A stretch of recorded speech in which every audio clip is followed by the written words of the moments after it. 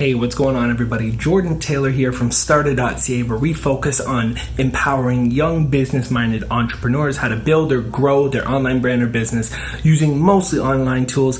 And welcome to today's episode. Now, today I wanted to kind of take a slightly different format and just kind of ramble on. There is a point or a message I'm trying to get across here, but I wanted to switch up the format just a little bit differently. Let me know what you think. Leave a comment or a review if you're listening on Apple Podcasts. So what I wanted to quickly talk about, and I don't have a ton of time today, but let me quickly talk about it, is this idea of taking a particular educational path just because it's the right one to take. Now, I'm sure lots of you have been told this your entire life. Well, what you need to do is you go to this type of school, then you go to this type of school, then you do this type of education, then you get a job, then you get a better job, then you keep getting better and better jobs until you die, or until you retire, I guess. And that could be your particular path, but it doesn't necessarily have to be. A prime example, there was a TV show back in the day on, I believe it was on Disney, called Smart Guy. And if you guys have ever seen it, basically the premise of the show, there's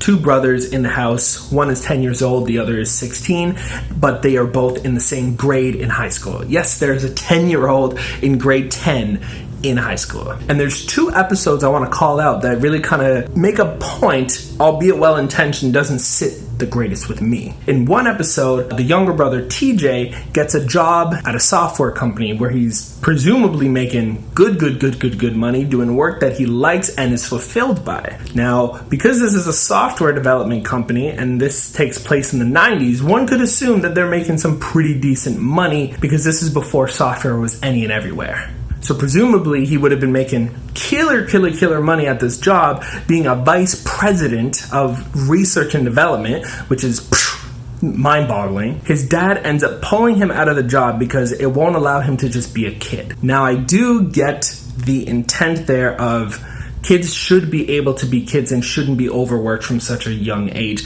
That I can understand.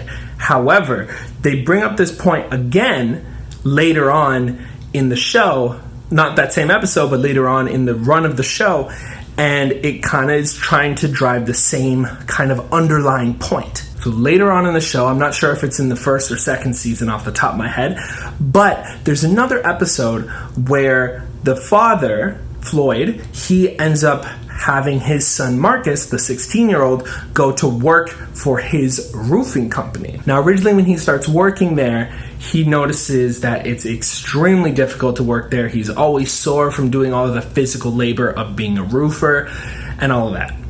But then, after about a few days, maybe a week, his body starts to get accustomed to it, and he becomes really comfortable with it. He also becomes really comfortable with some of the other guys that are working there, and these are all grown men, presumably with girlfriends, wives, children, etc. And then comes up the topic of getting paid. Anyway, they go on about this whole tangent of, okay, well, what I'm going to pay you, is it really enough money, blah, blah, blah, blah, blah. But the main point that they get to is there's a point in time where Marcus is happy because he's working and he's making money and he's avoiding a lot of some of the turmoils of high school. And then Floyd has some of the other workers lie about what life will be like should he continue working on the roofing crew. So now Marcus is finally adjusted to this. He's making money, and because Floyd doesn't want Marcus to kind of go along this path of directly into the workforce where he can start to make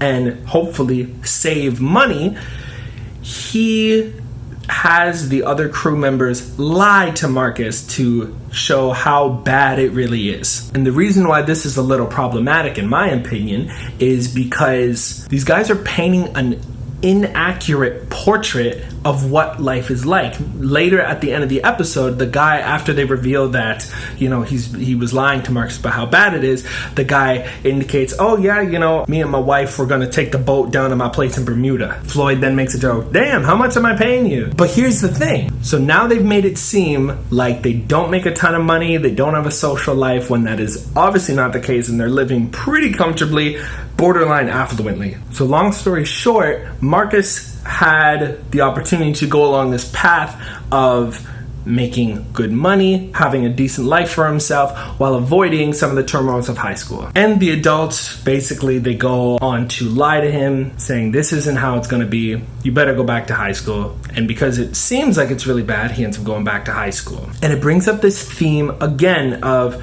well, yeah, you could skip all the busy work that is high school, and in my personal opinion, a lot of high school is busy work, unless we're talking about the actual learning about social things, in which case, yes, there are some useful lessons to be learned there. You should be going through this high school thing just because it is the right path to take.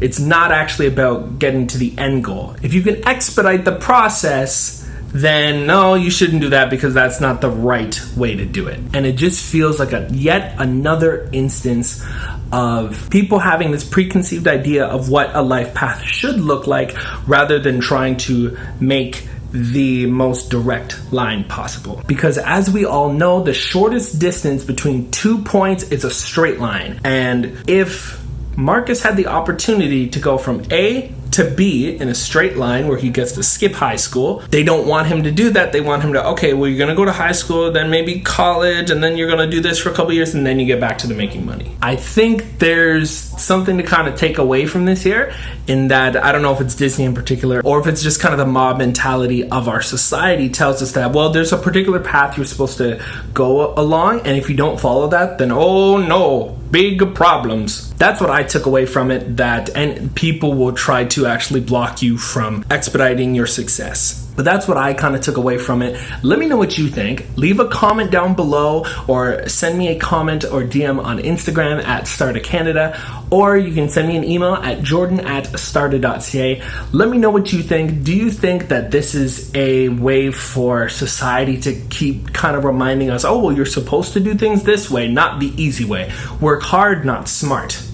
And if there's a way to work smart, well, then you're wrong for thinking it. Do you think that that is what this is trying to tell? Do you think it's something entirely different? I'd love to know your opinion. Let me know, and I will see you on the next episode. Cheers.